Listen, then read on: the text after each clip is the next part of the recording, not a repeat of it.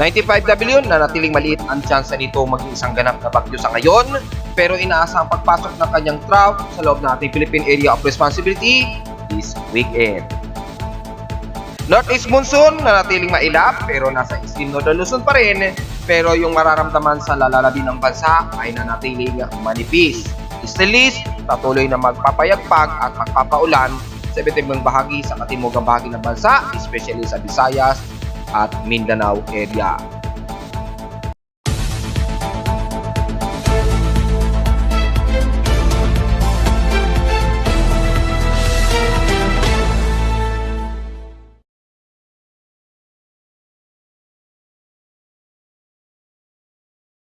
Hello, good morning mga folks. Welcome po muli sa ating daily weather bulletin at analysis para sa araw ng Miyerkules, November 8, 2023. Ang oras sa ating voice prompt ngayong umaga ay alas 9:57 na ng umaga.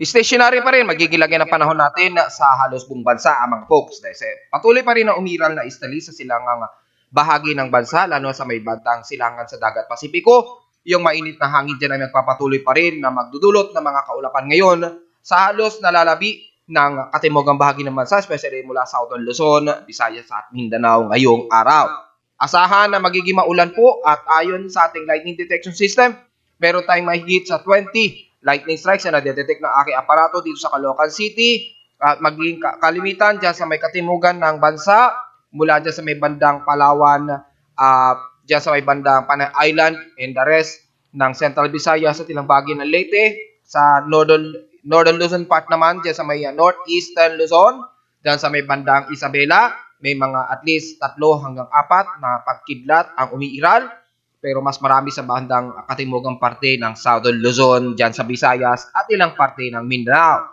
Sa ating Doppler infrared imagery, makikita natin ay madalas ang mataas na water vapor na naglalaro ang water moisture na nakokolekta ng Doppler radar na umaabot ng hanggang 10 mm at may mga ilang parte na umaabot ng heavy rain na 20 mm pataas, pero kalat-kalat ito o scattered. Lalo na sa bahagi na yan ng bandang San Fernando, Pampanga, ilang parte ng Angeles, Olongapo, Bataan at ilang parte ng Bulacan at sa may Calabarzon naman dyan sa may bandang Batangas at ilang parte ng Laguna areas at Bicol region and the rest ng Quezon province area. Sa ating current conditions, overcast po. So asahan ang mas lalo gloomy po, lalo na sa katimugang parte ng bansa, hazy at partly cloudy dito sa amin sa Caloocan City at medyo makikita ang bahagyang mostly cloudy ang umiiral at hazy. So halos mababa ang visibility, pero may mga pagkakataon na nakakasilip ang haring araw pero hindi mas madalas. Mas madalas, very gloomy po kasi ang umiiral ngayon sa halos buong bansa. Sa ating lowest temperature na naitala na weather station, kaninang 5:42 AM, nakapagtala kami ng 25.7 degrees Celsius na lowest temperature. At sa pinakamataas na naitala naman sa amin kahapon ay umabot ng 32.7 degrees Celsius. So bahagyang bumaba ito, di gaya kahapon. Kahapon ito ng 2:01 PM na pinakamataas na temperature. So medyo mahagya lamang na mataas ang aming heat index na naglalaro lamang sa 41.0 degrees Celsius. So, inayos ko na to kahapon. Sa positive kami ang pinakamataas sa Caloocan dahil nasa 47 degrees Celsius pala ang highest temperature namin kahapon. Anong isang araw na nasa 47 degrees. Ngayon, kahapon, 41 degrees Celsius na lamang. Nagkaroon kasi ng misalign ng pag-upload sa akin dito sa webpage. Nag-upload siya ng maayos sa aking ibang data collection system, pero sa dashboard hindi siya nag-update. Epekto kasi yan ng isang araw ng ating geomagnetic field. So nagkakaroon ng interruption nga sa radio transmission mula sa aking weather station patungo nga sa aking computer server. So nung in-upload niya, hindi niya na-upload yung total heat index noong isang araw. Nanatili pa rin itong 2 days ago yung huli niyang na-upload. At nung nag-update, hindi nga po na-update sa aking heat index. Inayos ko na yun kahapon, so ngayon ay tama na po. Naging umayo na rin po ang aking dashboard. So yung ating heat index ngayon o kahapon na naitala ay 41 degrees Celsius. At kung ipagtatabi naman natin sa heat index sa iba't ibang weather station si Pag-asa kahapon ay nakapagtala lamang ng pinakamataas na heat index ang bahagi ng Zamboanga Peninsula na nasa 40, kung di ako nagkakamali, 43 degrees ito. 42 degrees. So lahat pala ay nasa 42 degrees Celsius lamang ang lahat halos ng matataas na heat index sa iba't ibang bahagi ng bansa according sa mga recordings ni Pag-asa. Diyan sa Region 4, puro 42 degrees din. Sa Region 6, sa Western Visayas, diyan sa may Rojas City. Sa may Region 9 naman, Zamboanga Peninsula nga at 42 degrees Celsius. Diyan naman sa Davao Region naman ay 42 din. So halos lahat 42 degrees Celsius. So lumalabas, kami lamang ang pumapangalawa na may pinakamababa at 41 degrees Celsius dito sa Caloocan. So mas inaasahan na mababa ang heat index dahil nga po sa patuloy na nagiging maulan sa katimugang bahagi ng bansa, lalo na dyan sa Visayas at Mindanao area. Sa ating grade 6 sims in past 24 hours, nangunguna pa rin sa may pinakamaalinsangan, ang Lawag Ilocos Norte. Dahil dyan lamang ang area na halos hindi masyado maulap. Manaka-naka lamang ang mga kaulapan dyan at mga pag-ulan. Kaya umabot ng 35 degrees Celsius o 35.1 degrees Celsius to be exact ang kanilang heat index dyan. At sa pinakamababa pa rin sa Baguio City, stationary pa rin na nasa 17.8 degrees Celsius. Nangangulugan lamang, hindi pa rin talaga ramdam ang ating amihan. Bagamat nagkakaroon na ng pagsisimula ng winter season, papakita ko sa inyo mayang konti, pero sa ating highest na inulan diyan sa may bandang Alabat at heavy rain to violent rain showers ang naging total sa kanila na nasa 147 mm ang total rainfall. Kapon wala kaming naitala pero kaninang madaling araw since ay nasa 2.4 mm lamang ang naging pag-ulan dito sa amin sa Caloocan. Epekto pa rin yan ng ating eastern list na nagpapatuloy. At kung titingnan ninyo, nagbago na unti-unti ang ating klima. Nasa central amihan season na talaga tayo at ang winter season sa Northern Hemisphere ay nagsisimula pa lamang simula ngayong araw. Ibig sabihin, dito pa lamang ramdam ang mahabang gabi kaysa sa umaga na. At nagsisimula na ang winter season sa Northern Hemisphere. So, ibig sabihin ng mga Northern Hemisphere ay dito sa mga area na ito sa Hilaga. Yan. Yung mga northern part na yan, yung mga nasa areas ng Northern Hemisphere mga folks, ay nagsisimula na po ang winter season sa kanila yan. Expected, unti-unti, mula ngayong araw, tuloy-tuloy yan hanggang December. Makakaranas na yan ng mga, makakaramdam na sila ng mga snow sa areas na yan. At posible pa nga magkaroon na naman ng sobrang winter storm, lalo na sa parting Europe at bandang Canada at ilang bahagi ng Northern America. So sa mga Pilipino natin sa may bandang Canada, ilang bahagi ng Northern Hemisphere sections ng Amerika at Europe, paghandaan ito, di asahan na naman ang magkakaroon ng mga winter storm ngayong papasok ng December. Dahil naging official na sa aking monitoring, sa aking climate, na sa seasons dito sa aking webpage, ay nagsisimula na ang totally ng winter season. Pero yung ating winter solstice sa December 22 pa po mangyayari, which is yun yung magiging amihan peak natin ngayong taon mga folks. Sa ating outside humidity ay nasa 81%, mataas pa ang ating outside humid. So medyo mahihirapan magpatuyo basta-basta ng mga sinampay ngayon dahil sa sobrang taas ng ating humidity. Pero bumababa ito ng 2% since last hour. May high pressure area tayo sa Metro Manila, mataas at 1,013 hectopascals ito. At steady ito since last hour. Since 8:50 AM ay nasa 1,013 hectopascals na ito, mga folks. So mataas ang ating atmospheric pressure mula dito sa Metro Manila at extreme northern Luzon. Ibig sabihin, ramdam pa rin kahit papano ang ating northeasterlies, pero manipis ito na hindi gaya sa may extreme northern Luzon na mas malakas ang daloy. So masyado mataas pa dahil malakas ang daloy ng ating easterly wave dyan sa may silangang Pasipiko nga na ating binabanggit. Sa ating high tide and low tide status ay at least bahagyang mataas pa ang level ng tubig dyan sa may Manila Bay. So, hanggat mataas pa, medyo bilisan lamang natin dahil in 3 hours and 47 minutes bababa ito. So, mga eksakto 1:52 PM ay layo-layo na po kayo dyan sa pampang ng Manila Bay. Medyo moderate ang ating air concentration at 14.57 micrograms per cubic meter. o 56 index. So, magmas po tayo mga folks dahil mababa ang altitude ng pagtaas ng air pollution natin. Dahil nga po hazy tayo ngayong araw mga folks. Sa almanac, sumikat ang haring araw kaning 5:54 AM at inasa lulubog ito mamayang 5:25 PM. Ang ating 25% na lamang na liwanag sa buwan o illuminated na waning crescent ay sisikat naman ito mamayang hapon 2:12 PM. 2:19 AM, kinabukasan pala ng madaling araw, sorry. At ang moonset ay yung 2:12 PM na kinabukasan niya ng hapon.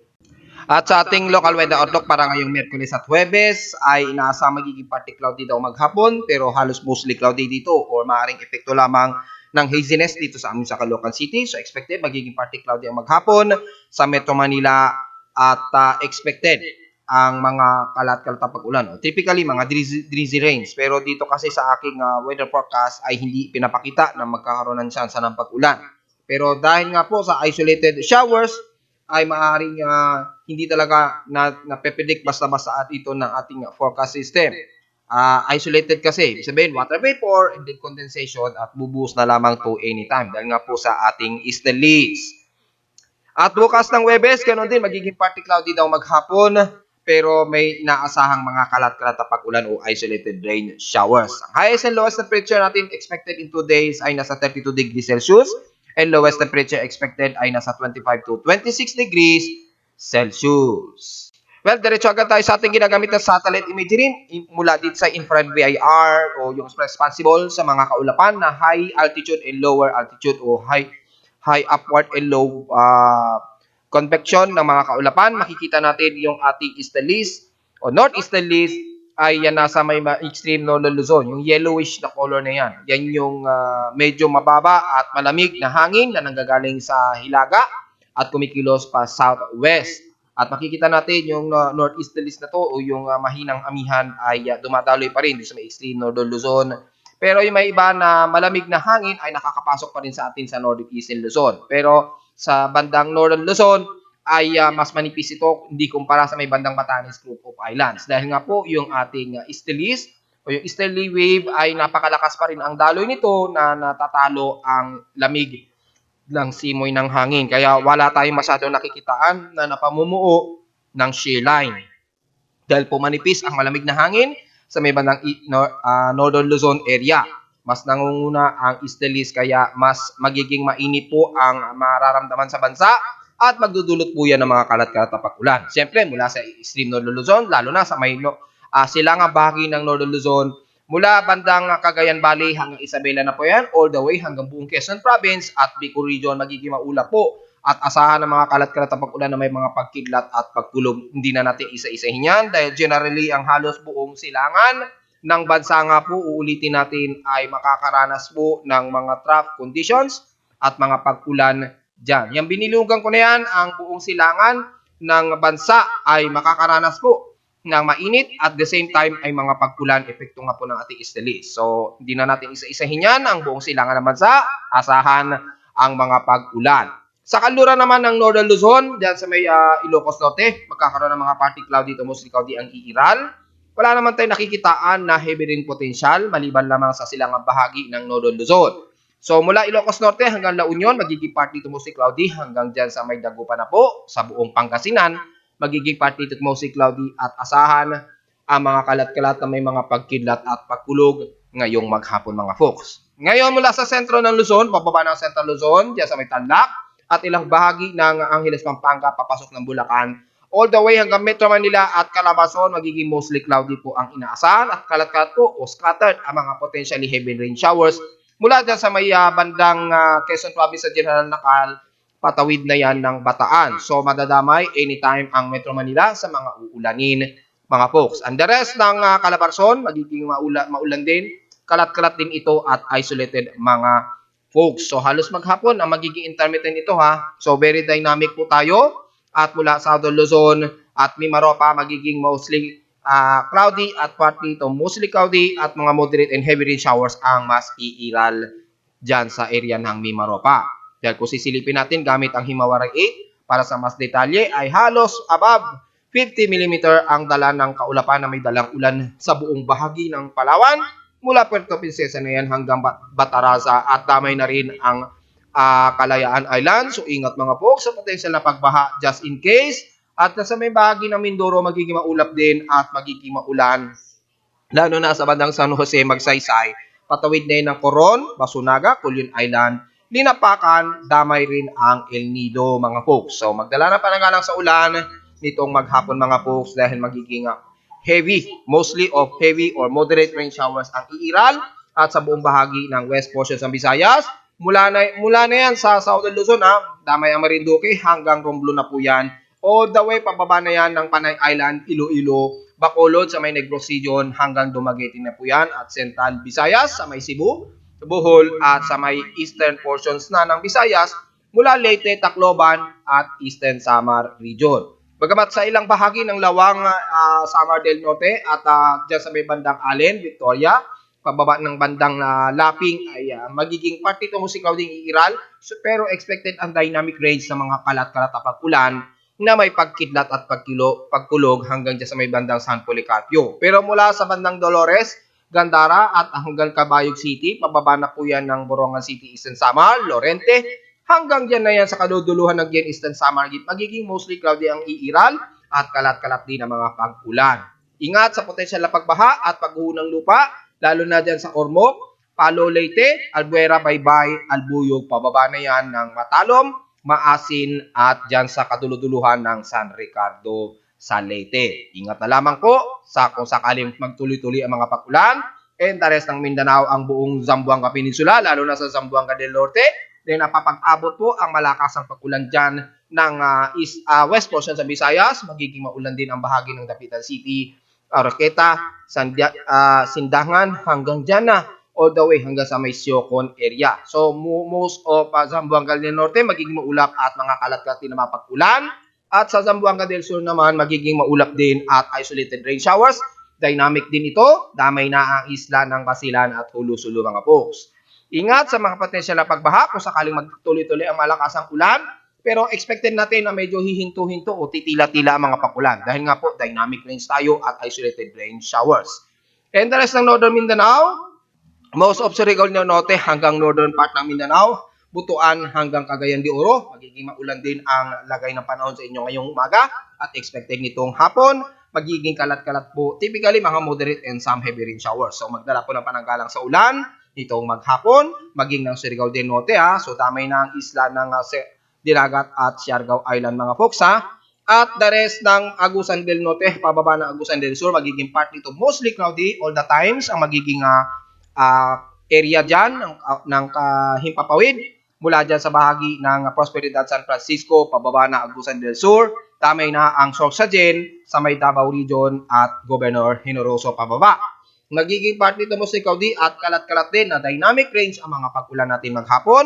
Damay ang Davao City at ilang bahagi sa may sentro ng Bukidnon, dyan sa may bandang Valencia, Malaybalay at Cabanglasan. Ingat sa potensyal na pagbaha kung sakaling maglalakas o tuloy-tuloy ang mga pag-ulan. And the rest ng Sorsogen area mula Cotabato City, pababa ng General Santos City, magiging partly cloudy rin.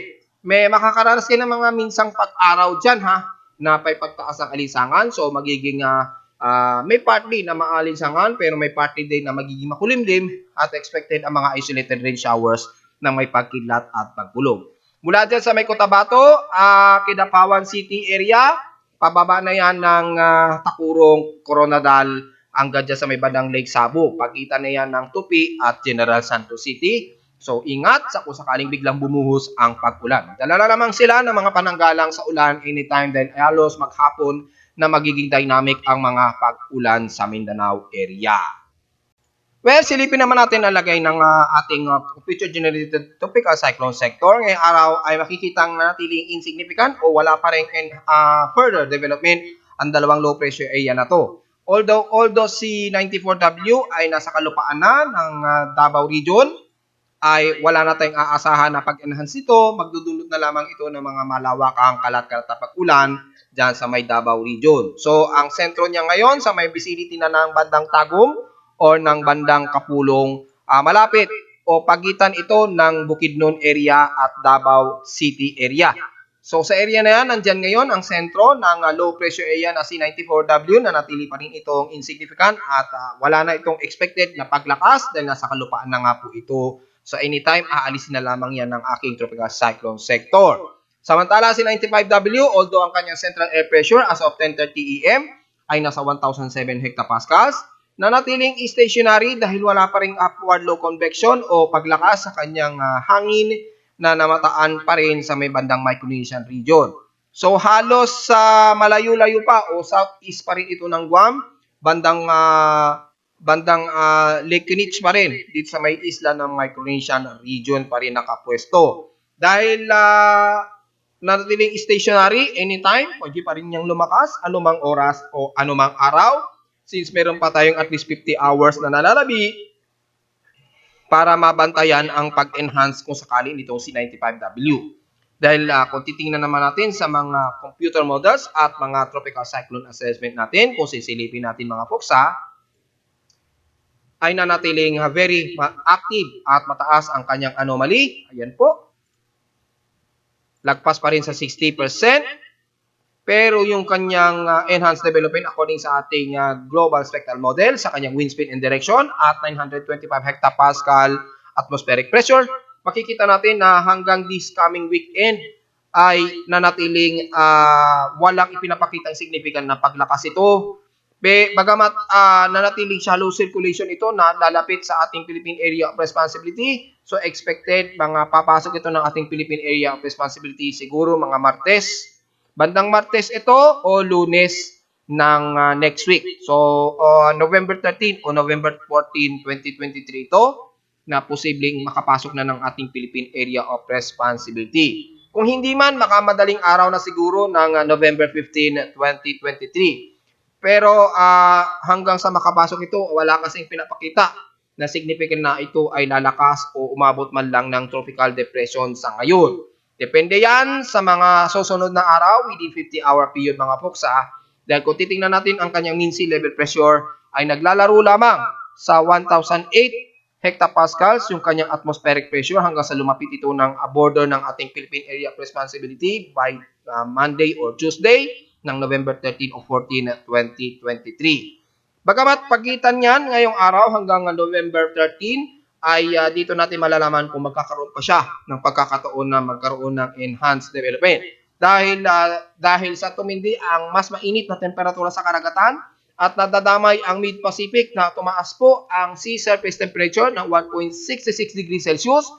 Ibig sabihin sobra-sobra kasing napakainit, halos hindi nagkakaroon ng balanse para mamuo ang accumulated upward low convection. Kapag sobra kasing mainit ang karagatan, yung pag water vapor sa himpapawid ay sobrang konti lamang ito at pagtaas ng water vapor sa itaas, bumubuhos agad ito at nawawalan ito ng balanse para magkaroon ng sirkulasyon. Dulot nga po ng Coriolis effect. Kung sakaling makatamtaman lamang ang init dito sa may karagatan ng Mid-Pacific o bandang dito sa may eastern part ng ating bansa, posible pang magkaroon ng pag-enhance. Pero dahil po sa tindi epekto ng El Nino, nagkakaroon ng disbalance sa pamumuo ng mga low pressure area systems. Kaya kung mapapansin ninyo, nakakadalawang low pressure area na tayo na halos walang ipinapakita na paglakas ng mga ito. Dahil sumobra nga po ang temperatura ng karagatan dito sa may dagat Pasipiko natin.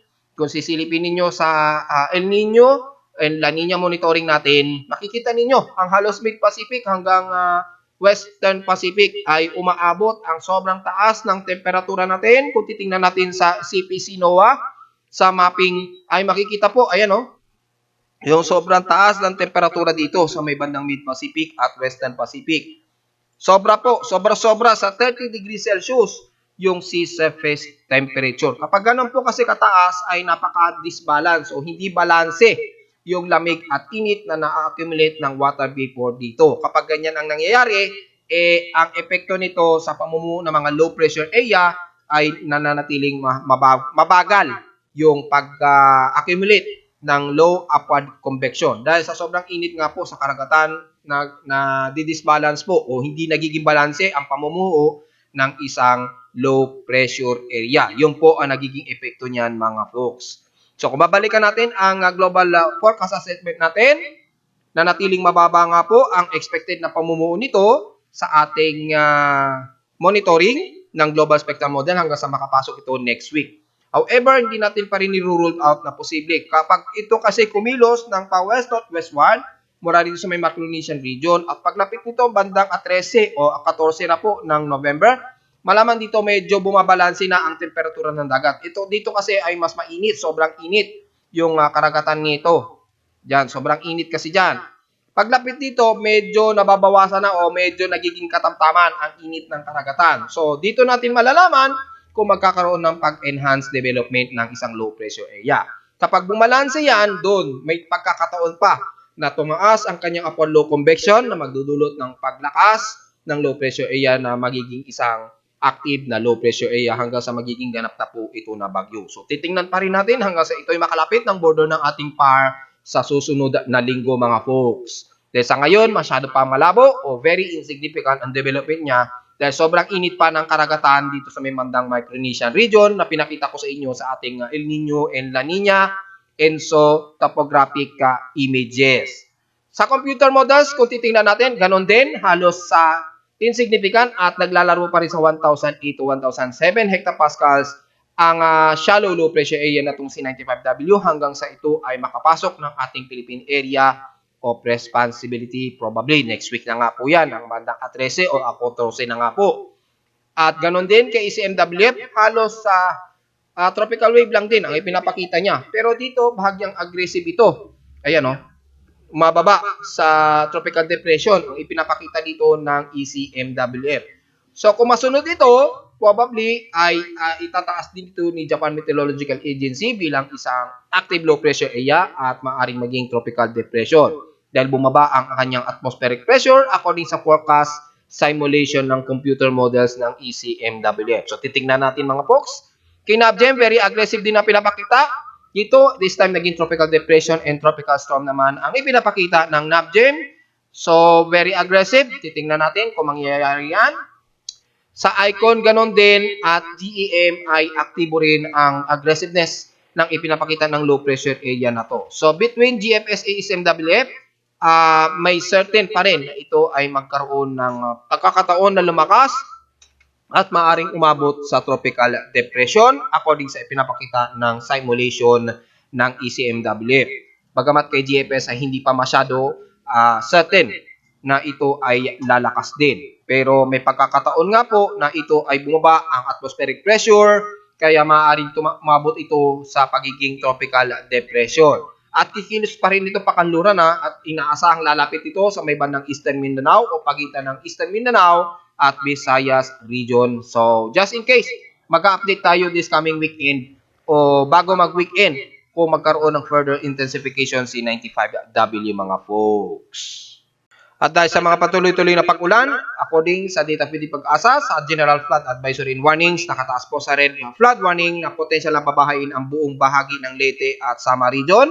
Sa may Northern Mindanao naman, mula Surigao City hanggang Butuan at Agusan del Norte at ilang parte ng Agusan del Sur. And the rest ng Cebu at ng bandang Negros Occidental ay nasa moderate po na tsansa ng babahin, and the rest ng Davao Region at west portions ng Mindanao mga folks. So sa mga areas na ito ng Central Visayas mula Cebu, Bohol at sa Mindanao naman, the rest hanggang dyan sa may bandang Pagadian na Sorsogon area, Davao Region at Cotabato, maging ng Cagayan City ay magiging moderate o tsansa ng magiging pagbaha. So expected na magiging maulan sa area na to mga folks. Kaya ingat at magdala ng mga pananggalang sa ulan.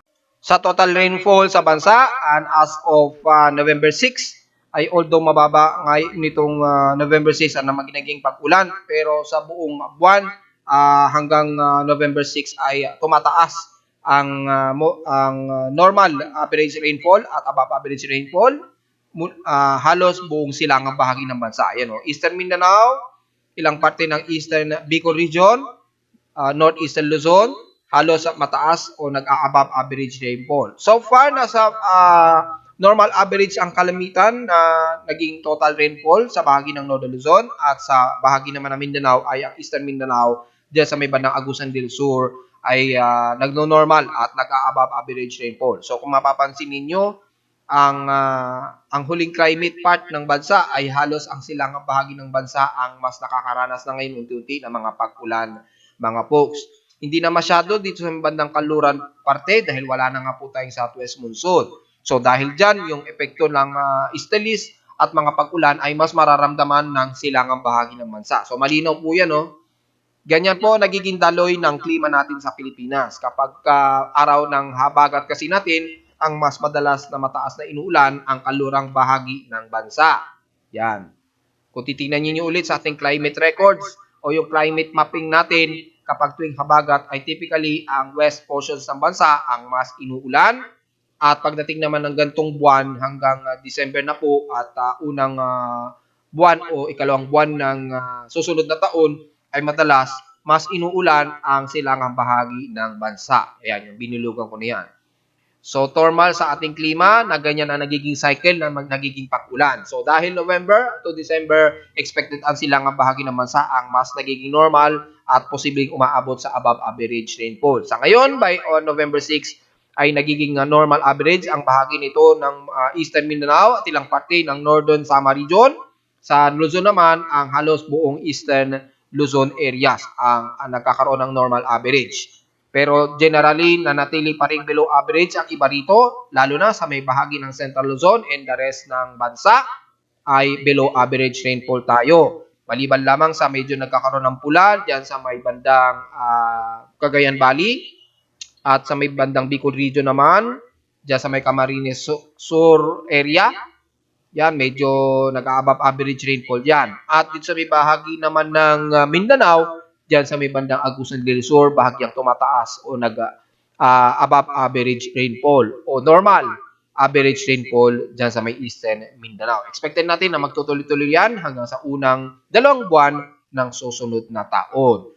Pero yung drought, yung dry spell natin, nanatiling tumataas yan sa iba't ibang bahagi ng dito sa bahagi ng General Santos area at Central, Eastern at West portions ng bansa, nanatiling mataas ito. Dahil yung ating drought warning sa mga bansa sa ating probinsya ay halos ang buong Central Visayas, Negros Region at Eastern Visayas ay nakataas po ang posibleng tumaas ang drought index sa kanila.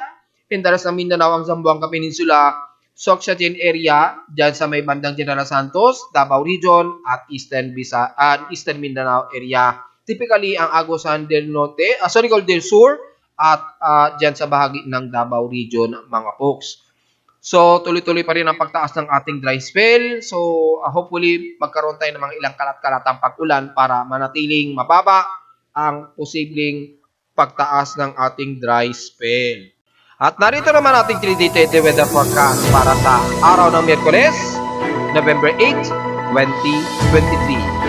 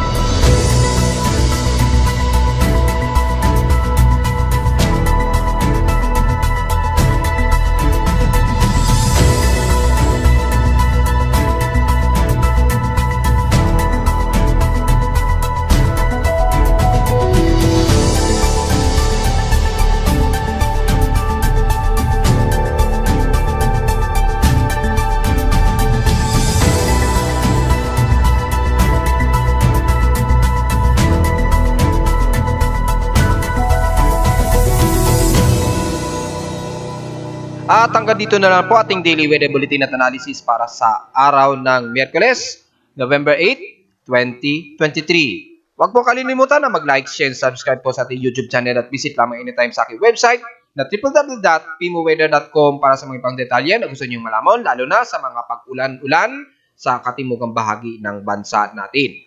At sa mga ilang data feeds mula sa iba't ibang weather agencies. Maraming salamat po mga folks at magandang araw po sa ating lahat.